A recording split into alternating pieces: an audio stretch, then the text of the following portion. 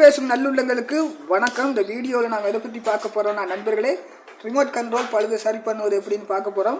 இந்த வீடியோவில் உங்களுக்கு ஆரம்பம் இருந்தால் வீடியோவை கடைசி மட்டும் பாருங்கள், அப்போ தான் உங்களுக்கு புரியும். இந்த மாதிரி எலக்ட்ரானிக் ரிப்பேரிங் சம்மந்தப்பட்ட வீடியோக்கள் நீங்கள் பார்த்து தெரிஞ்சுக்கொள்ளணும்னா நம்மளுடைய யூடியூப் சேனலை சப்ஸ்கிரைப் பண்ணுங்கள், பக்கத்தில் இருக்கிற பெல் பட்டனை கிளிக் பண்ணுங்கள், ஆல்ன்ற பட்டனை அழுத்துங்க. அப்போ தான் நான் போகிற மாதிரி வீடியோக்கள் உங்களுக்கு உடனே வரும்.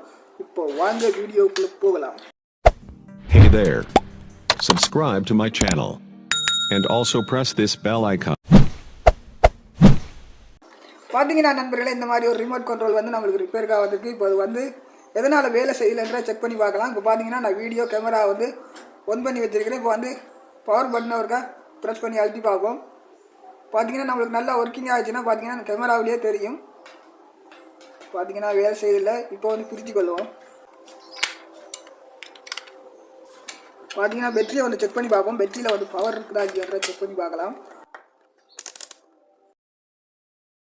DC 220 சிம்பிள் அடையாளம் கொடுத்துருக்கு, இதில் வச்சுருக்கிறோம். இப்போ பேட்டரியை வந்து செக் பண்ணி பார்க்கலாம்.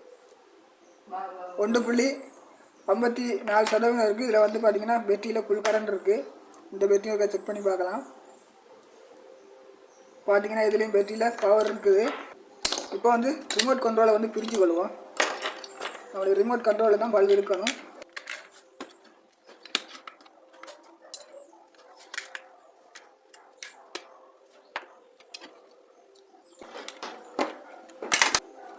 பார்த்தீங்கன்னா நம்மளுக்கு பேட்டரி கனெக்டர் வந்து இதில் வந்து லூஸ் கனெக்ஷனில் இருக்குது. அதே மாதிரி பார்த்தீங்கன்னா இங்கே வந்து இதில் ஒரு மைனஸ் பேட்டரி கனெக்டர் பின் கொடுத்துருக்கு. இதையும் பார்த்தீங்கன்னா லூஸ் கனெக்ஷனில் தான் இருக்குது. பார்த்தீங்கன்னா இந்த இடத்துல விடுபட்டுருக்கு. இங்கேயும் பார்த்தீங்கன்னா சால்டரிங் வந்து விடுபட்டுருக்கு. அதே மாதிரி பார்த்தீங்கன்னா இங்கே வந்து சென்சார் லைட் இங்கே கொடுத்துருக்காங்க. இதில் பார்த்தீங்கன்னா இதுவும் வந்து விடுபட்டுருக்கு. இதை வந்து நாங்கள் ஒட்டிக்கொள்ள போகிறோம்.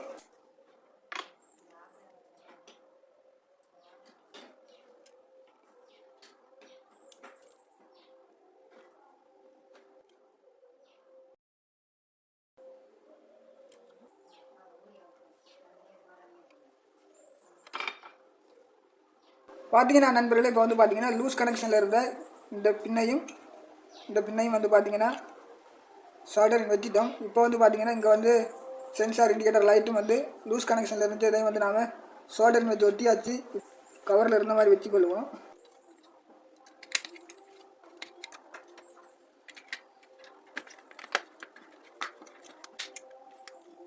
பார்த்தீங்கன்னா நண்பர்களே, இப்போ வந்து நாங்கள் பேட்டரி கனெக்டரை வந்து பார்த்தீங்கன்னா சால்டரிங் வச்சு ஒட்டிட்டு பார்த்தீங்கன்னா பேட்டரியை வந்து கனெக்ஷன் பண்ணியாச்சு. இப்போ வந்து நம்ம செக் பண்ணி பார்க்கலாம். பார்த்தீங்கன்னா வீடியோ கேமரா வந்து ஒன் பண்ணியிருக்கணும். இப்போ வந்து ரிமோட் கண்ட்ரோலோட பவர் பட்டனை வந்து ப்ரெஸ் பண்ணி செக் பண்ணி பார்ப்போம். பாருங்கள், ரிமோட் கண்ட்ரோல் சட்டப்படி வேலை செய்யுது. பார்த்தீங்கன்னா இப்போ வந்து நம்மளுக்கு வேலை செய்யுது. நம்ம அடிக்கிறதுக்கு இந்த மாதிரி பேட்டரியை வந்து கழட்டி போடுற நேரம் பார்த்தீங்கன்னா பேட்டரி கனெக்டர் பின் வந்து இந்த மாதிரி விடுபடும்.